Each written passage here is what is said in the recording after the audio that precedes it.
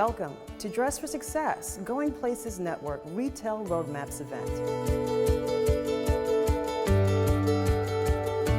My name's Angela Williams. I'm from Dress for Success. I'm Candice Ward from Macy's. I'm Angelina Garneva from the New York City Employment Training Coalition, speaking at GCU New York about career paths in the fashion industry.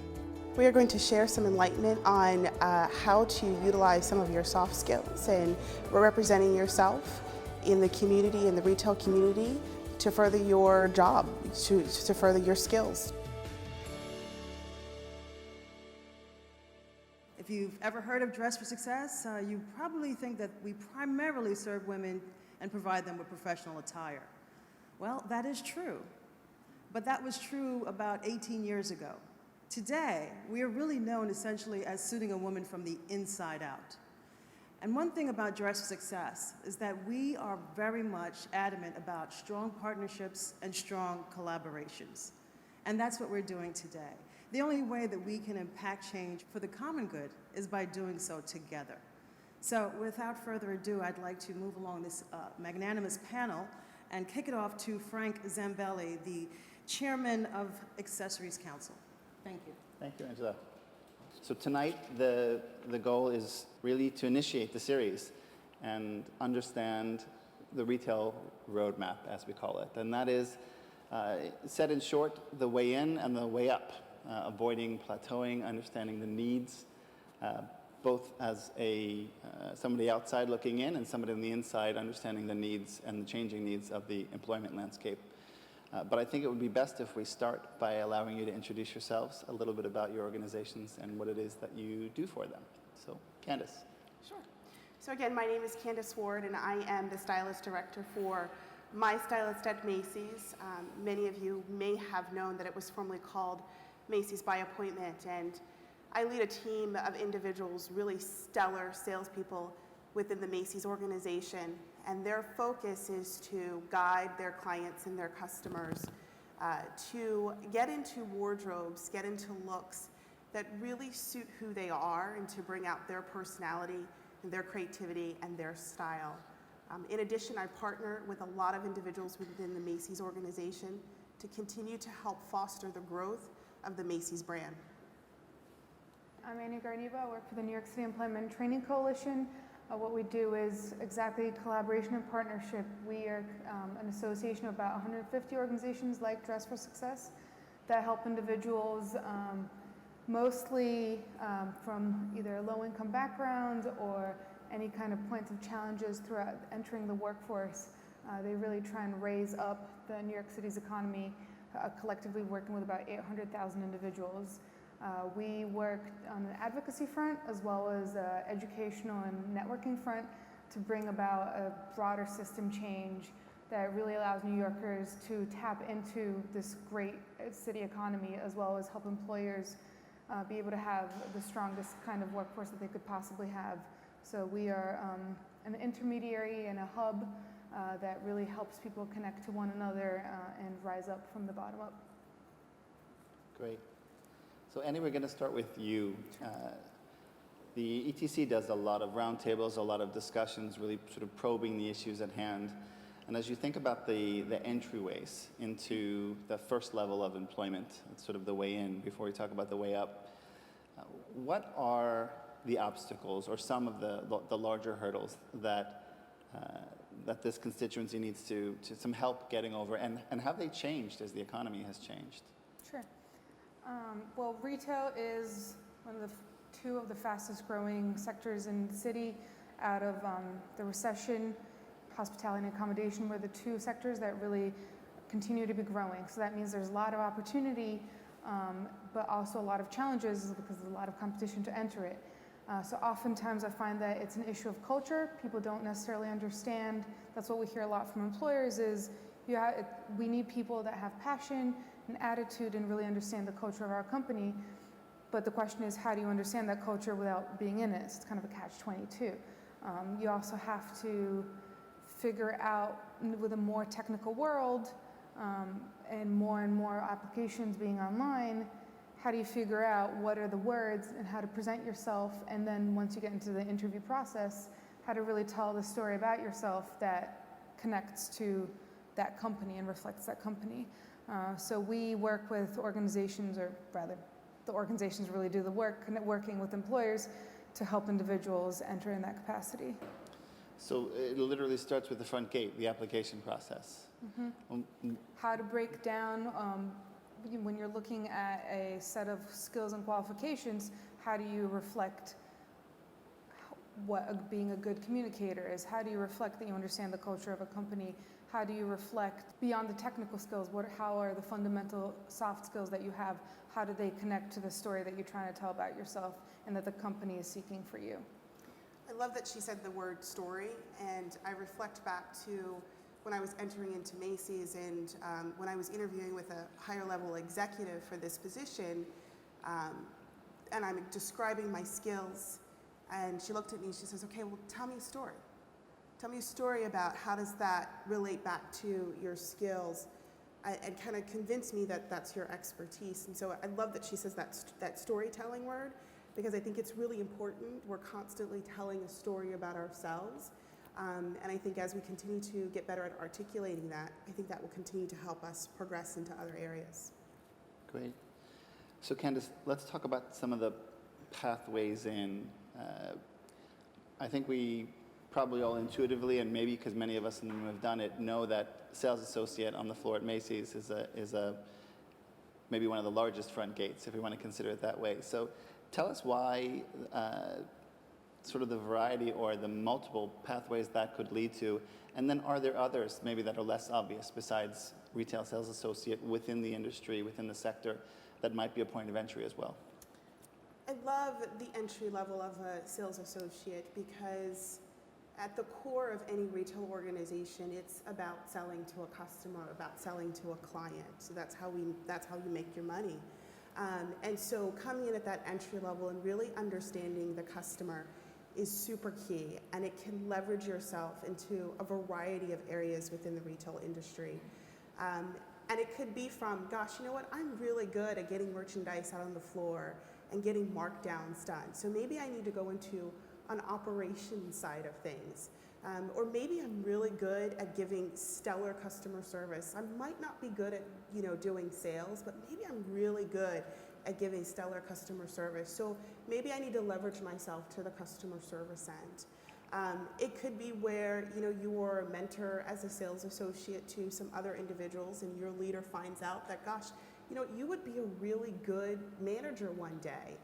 And maybe that leads to a selling manager, which could lead to leading a team of selling managers across a region. So aside from, say, being a buyer or a planner or a visual merchandise manager, there are several different avenues that you could lead into with, honing into your skill set. And I think it's key that one of the things that's really important is that you communicate to your leaders and to your HR managers and to the people around you your passion so that they can help guide you into those paths. There's also something to be said about kind of the flip of that I've been learning that you're expected to have about 6 careers throughout your lifetime, which is quite different from the way it used to be 10, 20, or 30 years ago, where you would enter a career and you would expect to stay within that for the rest of your lifetime. So that's a challenge, but it's also an opportunity for individuals that are curious and flexible, and just changes the idea of work from a survivability mode to a really exploring yourself mode. And there's a lot more interest from employer side to figure out what are the skills that people gain in one career that make them now be more innovative in a position within retail or any other industry. We're becoming a lot more connected. I don't want to use, not necessarily due to a globalized perspective, but just walls are breaking down in what is interesting in one field and how it could be applied in a different field. So there's certainly, I think, a lot of movement within that enables people coming with one set of skills to be able to enter that pathway. What are you seeing on the entry-level employment front in terms of a change in expectations on skill set? Are there things that perhaps, let's say I'm a woman who's been unemployed or underemployed for what might feel like an abyss or a canyon in economic years. Now I'm getting back into the workforce. What are some of the skill sets that maybe I didn't need that I need to at least have a grounding or an understanding in today? they're harder to measure ones. Things like if you're out of the workforce for a couple of years, it becomes an issue of confidence. Or slightly older individuals tend to go forward with, I know I'm older, but, and it's rather flipping it into a positive and saying, I have all this experience and capacity that's outside of the workforce, and here's how it can be applied. Leveraging the So life again, the experience. storytelling, it's just learning how to turn something that might be deemed negative in one capacity and flipping it around and saying, well, actually, here's how it's great. We've all been primed to notch ourselves down, and there's something really powerful to just talking about yourself in a blunt, honest, and positive manner. And I think that cuts across every single sector. It's nothing to do with retail. I've seen it in so many different capacities. It's especially blunted in individuals that come from disadvantaged communities or have difficult economic backgrounds. Building the woman from the inside is mostly building the woman's confidence and perspective about herself. And then you can really layer on the technical skills. Practical skill set, Yeah. great. In sort of brass tacks on the Macy's floor, what's changed? What does an entry-level sales associate face today or need to really sort of imbue her experience with that she didn't have to I in the think past? technology plays a huge part nowadays, and I think most of us utilize technology quite extensively. Smartphones, iPads, iPods, that kind of thing, the computer. And I think the core of it all is that the sales associate needs to understand that the customer is doing their homework before they come into the store. And they're utilizing all of these tools that at their disposal to do that. And so when they walk into the door, they already kind of know exactly what they want or what they're looking for. And so our sales associates need to be completely abreast from the outside and utilizing that technology so that they are able to assist them to the best of their ability.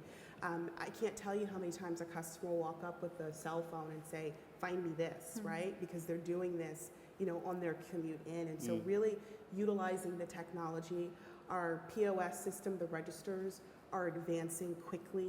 And so being able to navigate through those things, I think is very much changed, from a few years back where it was just ringing the register. There's so many other applications that are on our computer systems to service the customer. So kind of really having a grasp knowledge of technology, I think, is key. What are the things that typically block somebody from rising up? What creates that plateau most often, and what should we be looking at in terms of creating programming to avoid that or get over those hurdles? Well, I think one of the biggest things is communication, and I think the simple aspect of sitting down with your leaders or your HR representative and having a conversation and saying, hey, this is what I'm good at, this is what I like, and kind of having that open dialogue to how can I navigate myself into an area where I would be really successful with and growing with the company. So I think sometimes we need to open up the doors a little bit more and have people kind of come in and sit down and say, let's do a temperature check. How are things going? Where can I help you succeed and grow further? I have a couple of people who I've been fortunate enough to lead and mentor, and literally their progression has been based off of an open and honest dialogue conversation about, what is it that you enjoy, what do you like, and how can I get you to that next level? So we've talked about skill sets, we've talked about more practical, technical skills. What's the sort of prevailing state of the industry in terms of getting your brand as a person across? Well, I would say, I have this great story where there was a young lady who had interviewed for a position, and she was well qualified for it. And she didn't get the job. And she went for another position, and she interviewed for it, and she didn't get the job. And so she ran into the potential employer in the Starbucks coffee line. And she had completely transformed her look. And so that first employer said to her, oh my goodness, hi, how are you? And she says, where are you off to? And she says, guess what? She says, I interviewed for this third position and I got the job. And she says, I realized that I wasn't dressing for the part. I realized that I wasn't putting forth my personality. And I wasn't making a mark when I walked into the door with that confidence of, yes, I'm the person for this position. And I think sometimes it's taking a step back and saying, okay, who am I? How do I want to represent myself? And then creating that image on the outside and then confidently going in to any interview, showcasing that. Like an actor preparing for a role. Exactly, exactly, but really being comfortable with who you are. And I think that's really key, and finding that. I mean, you have to be prepared, and oftentimes that means constantly learning, that you can't just be preparing just for that particular job position. You have to learn for the entire industry, knowing how to express and then seek out those opportunities that improve your skills that aren't so explicitly going down the list of job requirements. And those aren't the checkboxes that you only need to fill. There's other things that make a person be a more interesting person, and just expressing those. So one organization that I can think of that tries to connect people in that capacity is the Center for Frontline Retail. And they do a lot more kind of visual merchandising, graphics, blogging, self-selling, self-storytelling type of programs that are really helpful for people. It's interesting, we keep going back to the storytelling portion, right? Yeah. How do I tell the best story of myself to take myself to the next level? So Candice, I'd like to maybe get as personal as you're comfortable. Tell us your story. How did you enter the workforce, and how did you end up really overseeing all of this? I started off on the sales floor. And Ta-da! I was a selling machine, and I found that I was able to connect with people at a very basic level to sell them things that made them feel really good about themselves. And from there, I went on to be a sales manager.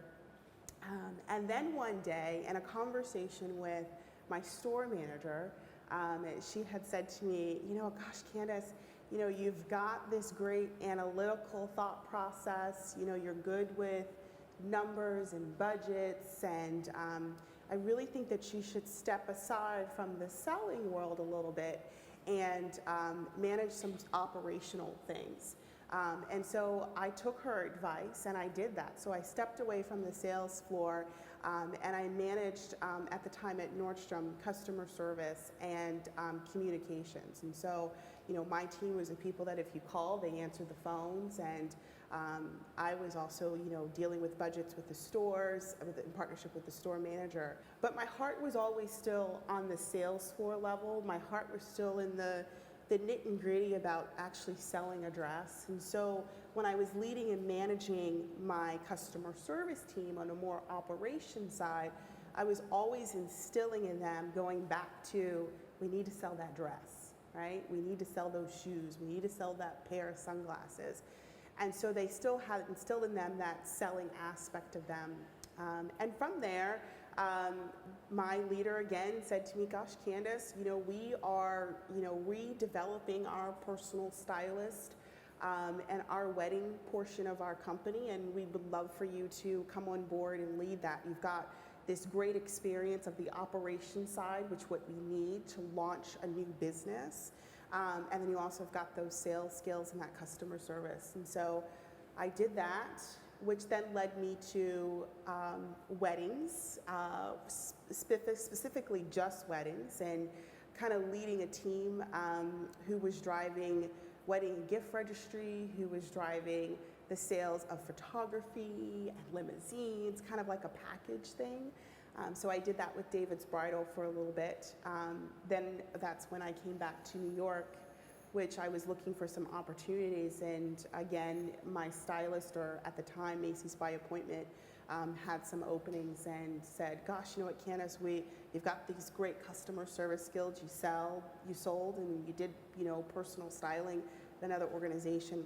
All of these things are wrapped into would make really great for My Stylist. So I started on the sales floor, and it was, again, me being vocal too about what excites me to help progress me to other levels. We can see collectively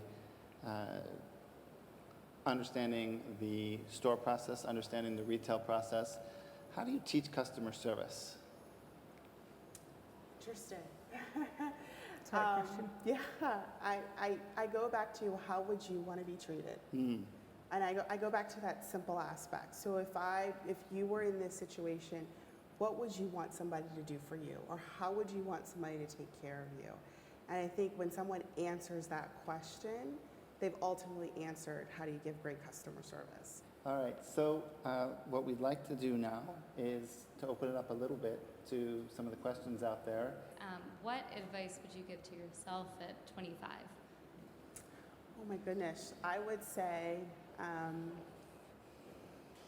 stay focused and stay passionate about what you truly believe are your strengths and your goals. I would say create some partnerships that are outside of maybe your industry so that you can learn and grow a little bit about what you're good at.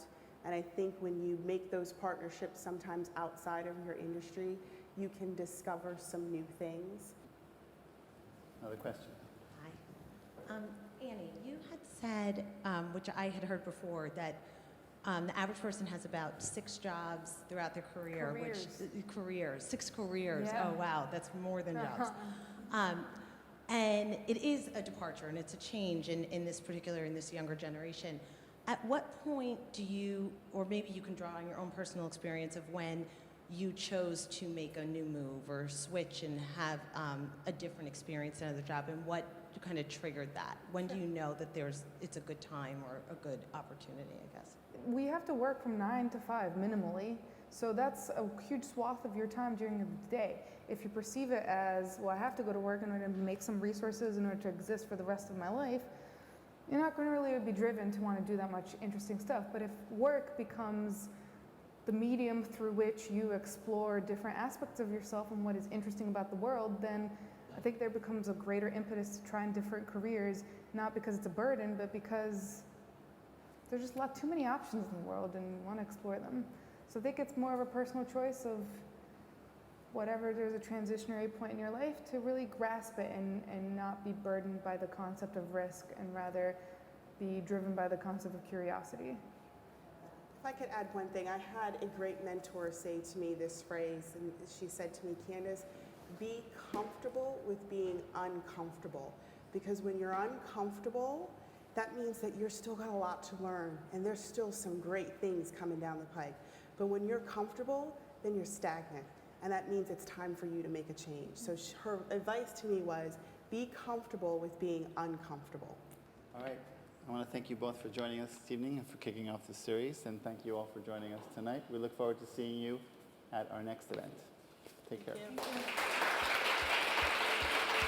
I came here because I'm pretty early in my career and want to sort of learn what the best next steps are. I really loved hearing about the storytelling aspect of careers and life, and really finding your story and figuring out who you are, who you want people to see you as, and really taking that and bringing it to life. My top recommendation for building your career path in the fashion industry is really getting to know your customer, the consumer, understanding how and what they want, and then leveraging your skills and your expertise to foster that and to provide that for them.